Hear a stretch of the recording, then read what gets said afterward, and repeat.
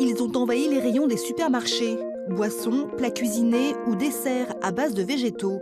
La vente de produits végétariens ou véganes est en forte progression et devrait bondir de 60% en France fin 2020.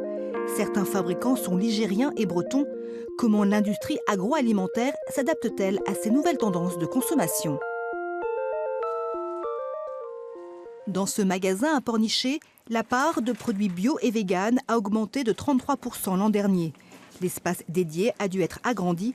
Les références sont de plus en plus nombreuses entre la marque du distributeur et les marques nationales. On développe de plus en plus ce concept de produits véganes et bio.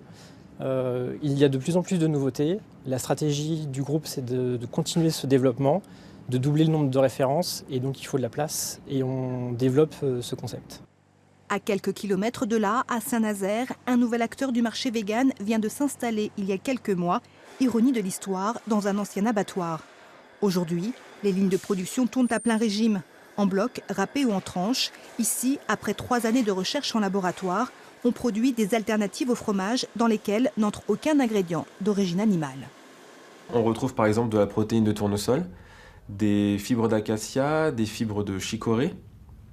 On peut retrouver aussi de l'huile de coco et des ingrédients issus de pommes de terre ou tapioca. On n'utilise aucun allergène dans nos produits. On n'utilise pas de gluten, de noix, forcément de produits laitiers ou de soja par exemple. La fabrication reste secrète, mais les produits sont destinés à marcher en pleine évolution. Intolérance alimentaire, flexitarisme ou végétarisme pour ceux qui consomment moins ou pas du tout de protéines animales. L'entreprise envisage de doubler sa production chaque année. On commercialise 90% de nos produits hors France,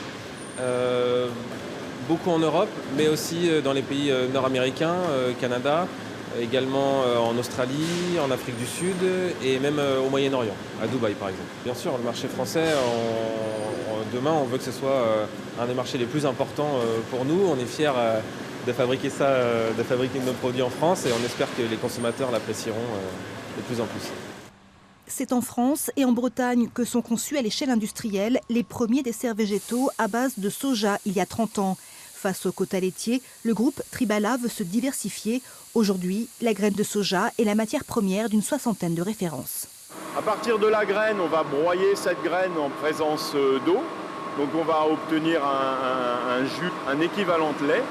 Et ce lait, on va lui faire subir les mêmes transformations que l'on peut faire à partir d'un lait de vache. C'est-à-dire qu'on peut le faire fermenter. En se développant, les ferments vont transformer ce jus en un équivalent yaourt, un dessert. Longtemps leader, aujourd'hui, la marque doit innover face à ses concurrents. Les consommateurs sont de plus en plus attentifs à la qualité de leur alimentation et c'est pour cela que nous avons décidé sur le nouvel emballage Sojason d'apposer le logo Nutri-Score qui informe le consommateur de la qualité nutritionnelle des aliments. Face à la demande des consommateurs, à Saint-Nazaire, l'entreprise développe de nouveaux produits alternatifs à la charcuterie cette fois. Elle prévoit également une nouvelle ligne de production et une quinzaine d'embauches d'ici la fin de l'année.